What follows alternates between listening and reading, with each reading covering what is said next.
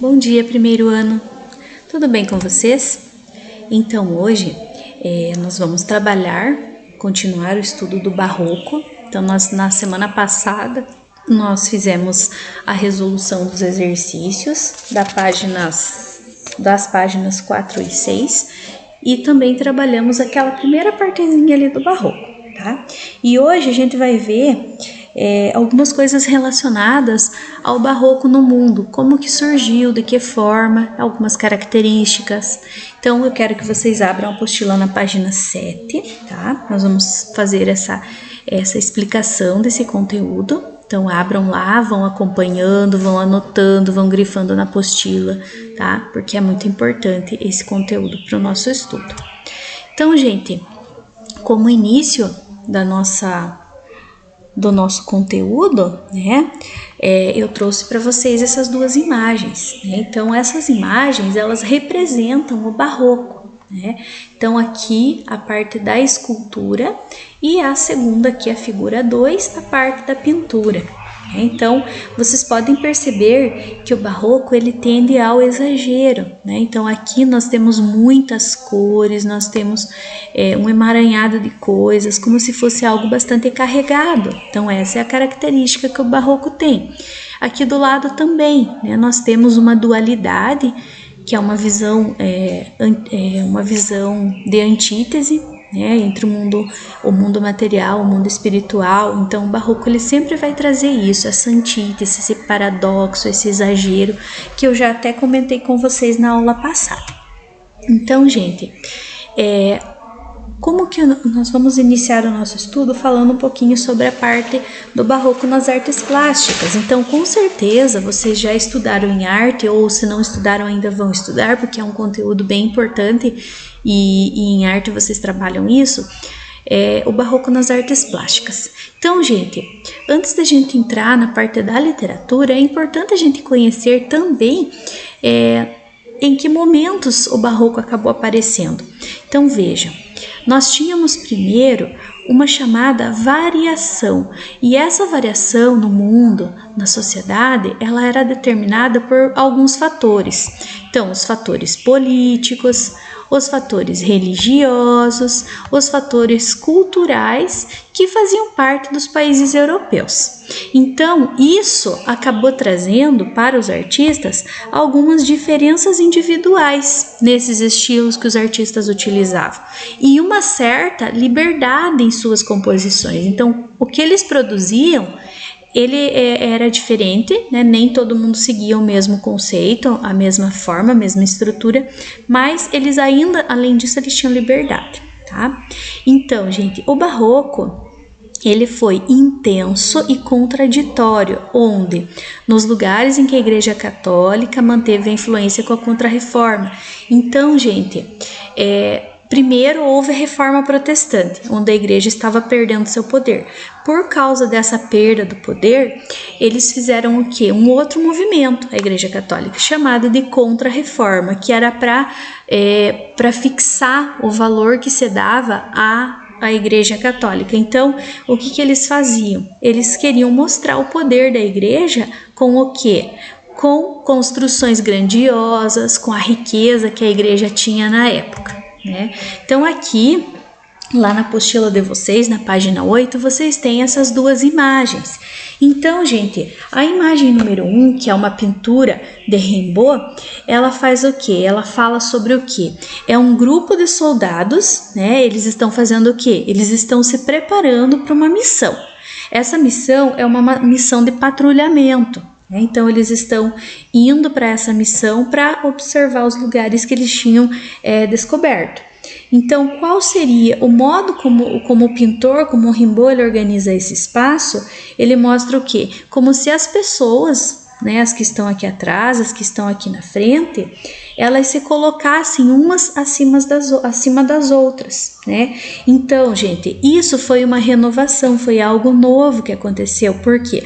Porque lá no classicismo, que é o conteúdo que a gente estudou anteriormente, o que acontecia? As figuras humanas, elas eram colocadas uma ao lado da outra, né? E aqui não existe uma imagem mais importante, né? Todas elas têm a mesma importância. Todos os soldados aparecem com destaques semelhantes, com características semelhantes. Também, o que a gente pode perceber é o uso do claro e do escuro. Ó, aqui na frente a gente tem o claro e lá atrás nós temos o escuro, né? E essas duas, essa figurinha aqui, ó, essa que tá aqui, ó, não sei se vocês conseguem perceber, ela tem o quê? Ela tem um brilho, né? Ela tem um brilho, por quê? Porque ela é uma mescla, ela tá trazendo esse paradoxo, essa antítese entre o mundo natural, o mundo real e o mundo sobrenatural, né? É bem do barroco isso. Gente, a pintura de Rubens, que é essa segunda que tá aqui, a gente tem uma forma diferente que o autor utilizou, né? Por quê? Porque essa utilização das cores escuras, compondo o fundo da tela, né? Ela aparece de maneira diferente. Ela não aparece como aqui, ó, no fundo. Ela aparece aqui, meio da cor vermelha, ó. Ela aparece destacando algumas imagens, alguns elementos, né? O fundo aqui, ó, ele não é composto por preto ali como nós temos. Ele é composto pelo quê? Pelo cinza e pelo branco, né? Dando um ar de mais um pouquinho menos obscuro. Isso aqui, gente, se assemelha ao que? A brumas, né? Como se a imagem da Maria de Médicis, que é essa daqui, ó, como se essa imagem ela acompanhasse pessoas reais, né? Então, ela vem do quê? De uma dimensão. Qual dimensão? De uma dimensão etérea, de uma dimensão fantástica. Nós temos um anjo aqui nós temos as musas, né? Aqui nós temos a mitologia, os deuses. Então, gente, isso tudo faz parte do nosso estudo, né? Do barroco. Então, na pintura a gente consegue observar isso. Então, nas duas pinturas existe o que? Esse choque entre os opostos, né? Temos também a ideia de que o leitor tem que perceber o que? Uma realidade que se desprega da tela, é uma realidade diferente. E a pintura do Rubens, ela faz o quê? Ela mostra uma mistura em que o que pertence ao real, né? O que é o real, o que é o imaginário? É uma mistura. Então, gente, lá na Europa, as artes plásticas do barroco, ela teve um conjunto de regras, né? Conjunto de regras, e a gente vai ver um pouquinho sobre essas regras agora, tá? Então, a primeira regra que eles tinham, que eles utilizavam dentro da sua pintura, a apresentação dos objetos como manchas ou massas de cor. Então, geralmente, as imagens, elas não eram específicas, bem delineadas, como nós tínhamos lá no classicismo, que valorizava esse ideal, né, do belo, do simétrico, como nós vimos, né? Então, é diferente lá do Renascimento por causa disso. Outra coisa, essa ênfase na profundidade, né? O que significa isso? Significa que todos os elementos da cena eles são importantes, né? Não significa, por exemplo, que eu vou colocar lá um personagem, uma imagem mais importante que eu quero no início, na frente e o resto atrás. Não, para o barroco tudo é importante, tá? Beleza? Então vamos lá, para frente.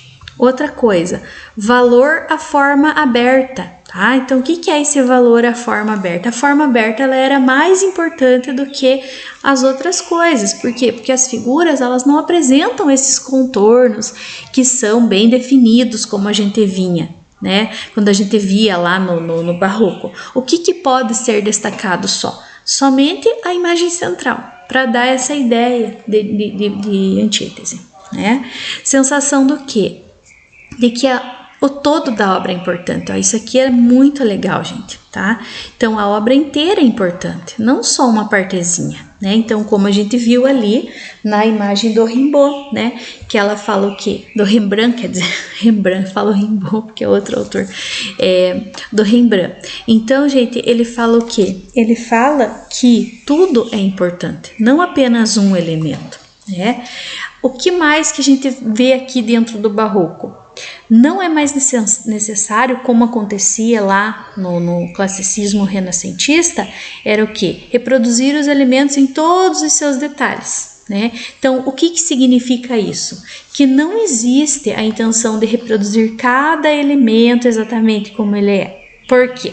Porque isso vai ficar a cargo do leitor. Então, quando o leitor for ler a obra, né, ele vai observar o quê? Ele vai observar tudo que ele gostaria de enxergar naquela obra, né? Então, isso é bem legal, bem importante dentro do barroco, tá?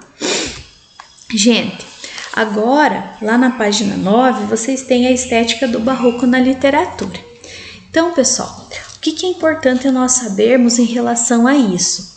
Que houve, antes de nós termos o barroco como uma escola literária, houve uma mudança em relação do quê? Do texto com o público. Isso aqui é muito importante, gente, tá?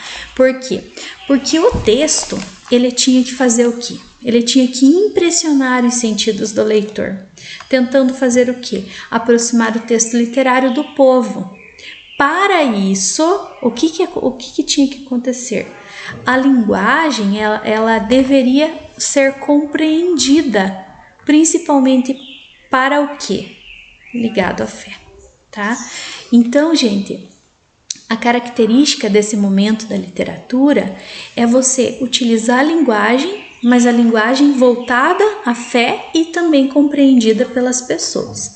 Então, isso, gente, foi o quê? Foi um macete da Igreja Católica, né? Foi como diz, uma válvula de escape que eles utilizaram para quê? Para propagar a sua doutrina, tá?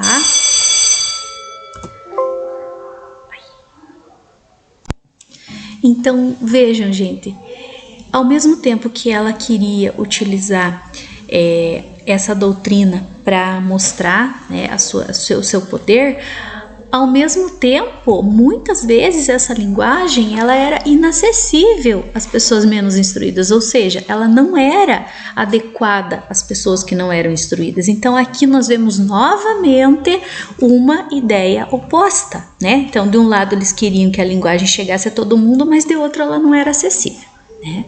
Outra coisa importante em relação à linguagem, ela era sofisticada e exagerada. Por quê? Porque os temas religiosos, eles eram abordados de forma mais complexa, tá?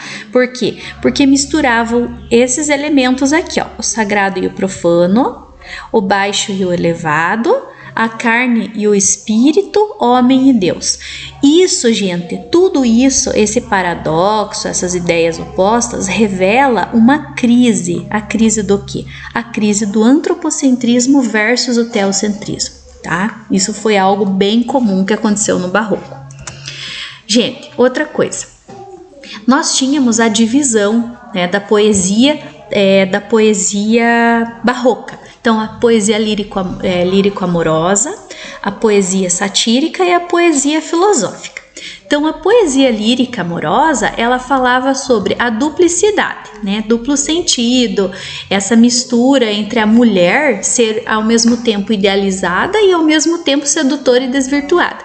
Então, olhem, novamente, gente, eu falo para vocês do que? Dessa mistura de sensações, dessa antítese, dessas ideias opostas. Então, a mulher, muitas vezes, ela era vista como senhora dos prazeres e das tentações, mas ao mesmo tempo ela era vista de modo puro, de modo idealizado, tá? Isso mostra a perspectiva dualista da realidade que acontecia dentro do barroco, tá? Gente, outra coisa, a produção de cunho satírico, ela fazia um apelo popular, uma ironia, uma crítica social e também questionamento do quê? Dos costumes que falavam sobre o quê? Sobre os abusos dos governantes, dos senhores do poder, tá? Então depois a gente vai ver bem certinho cada uma delas dividida.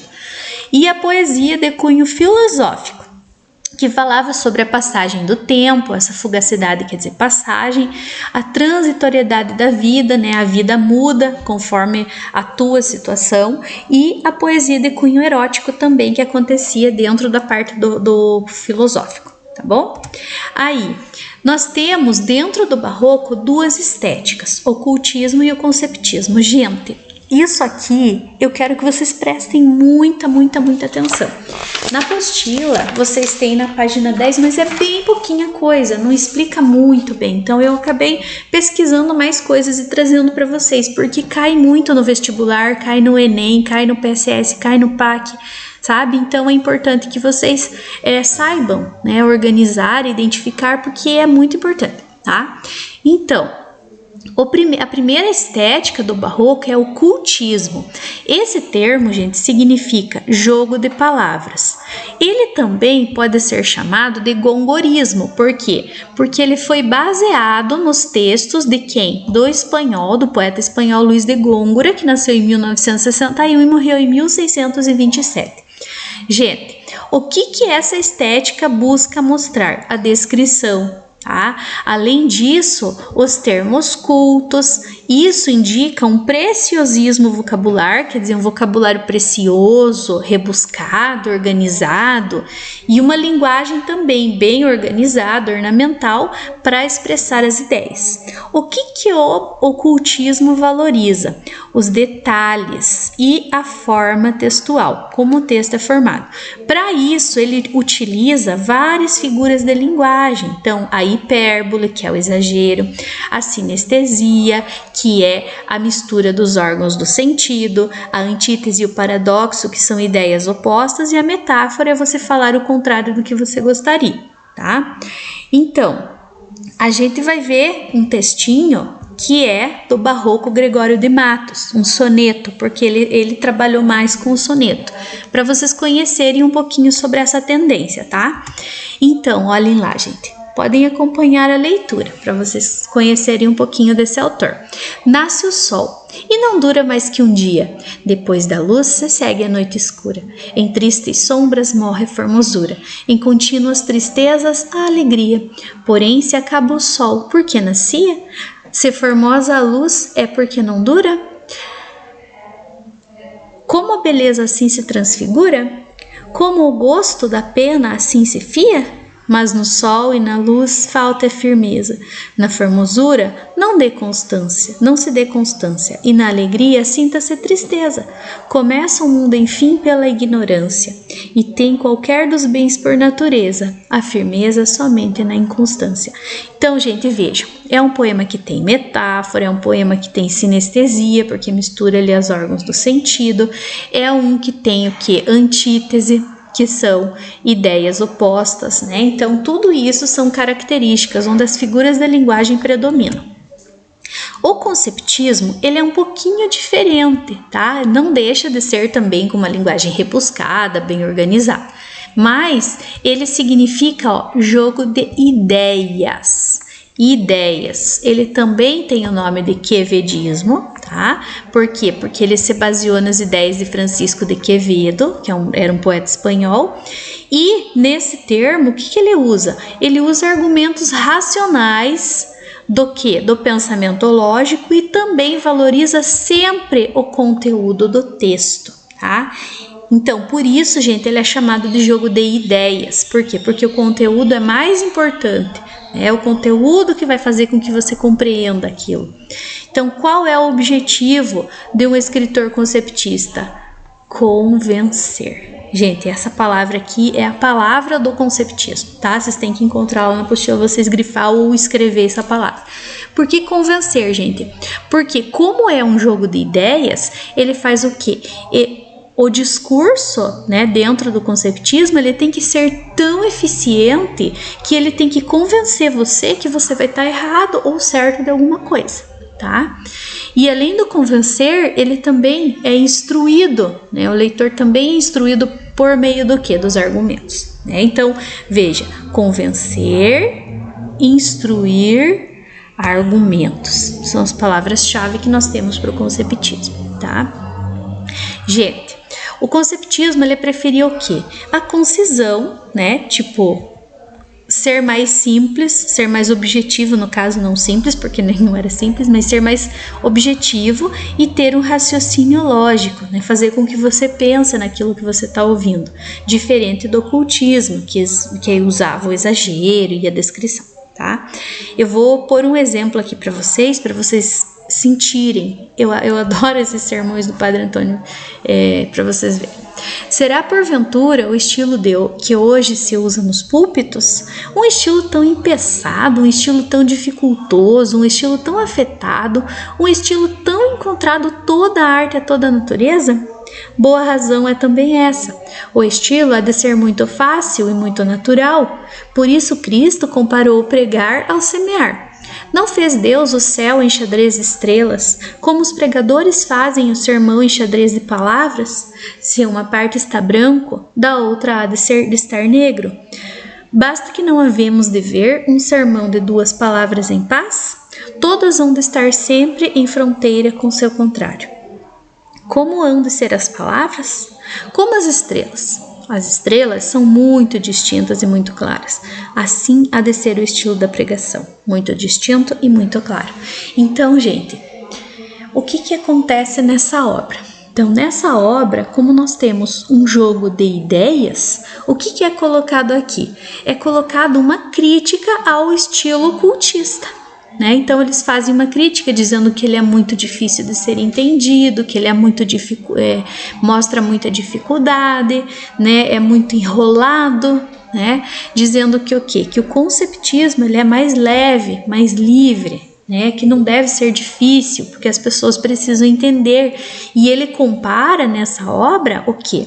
Ele compara o pregar com o semear, ou seja, se você fala palavras ao vento, sem sentido, ninguém vai conseguir compreender. Agora, se você tem um discurso baseado na interpretação, na tua vivência, você vai tirar proveito disso. Então, é igual você semear, por exemplo, numa terra boa, numa terra fértil, ela vai brotar. Se você semear em uma terra que, por exemplo, não recebe os nutrientes, você não vai frutificar, vamos dizer assim. Então ele faz essa comparação, por isso é chamado de jogo de ideias e não de palavras, certo? Gente, então para encerrar nossa aula de hoje, eu quero que vocês escrevam lá no caderninho de literatura de vocês o resuminho da aula de hoje, tá? Focalizando o quê? Principalmente o cultismo e o conceptismo, tá? Eu acho assim muito importante, gente, que vocês sempre tenham esses resuminhos aí no caderno, porque quando você for estudar para o vestibular, você vai saber o que realmente importou daquele conteúdo, certo? Então, gente, um abraço para todos, fiquem com Deus e até a próxima aula.